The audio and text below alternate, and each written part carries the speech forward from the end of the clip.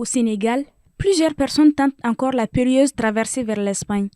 Cependant, les nouvelles autorités ont renforcé la surveillance des côtes, près de 2 mois après la découverte tragique d'une pirogue remplie de corps décomposés. Ces mesures semblent porter leurs fruits, les patrouilleurs de la haute mer PHM de la Marine nationale ayant multiplié leurs interceptions de pirogues transportant des migrants clandestins. La dernière interception en date a été effectuée par le navire Kédougou qui a secouru mardi 29 octobre une pirogue partie des îles du Saloum Centre avec 183 migrants irréguliers à bord.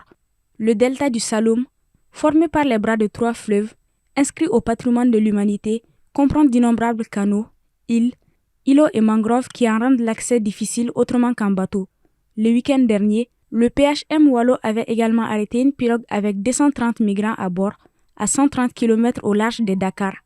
Ces opérations témoignent de la présence renforcée de la Marine nationale qui a inauguré il y a une dizaine de jours le PHM Kayor en présence du président Bassirou Diomaye Faye. En 2024, entre janvier et mai, plus de 4800 personnes ont péri sur la route des Canaries, selon l'ONG espagnole Caminando Frontera. Le Sénégal est donc considéré comme l'un des points de départ les plus actifs. Le pays a été meurtri après le naufrage d'une pirogue de migrants dans la première quinzaine du mois de septembre, dont le bilan faisait état de plus de 120 morts repêchés.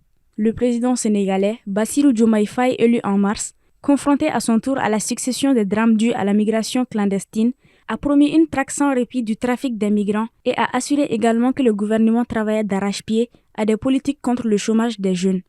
En campagne dans les centres du pays lundi, dans le cadre des élections législatives anticipées du 17 novembre, le Premier ministre Ousmane Sonko a exhorté les jeunes à renoncer à l'immigration irrégulière qu'il qualifie de projet suicidaire.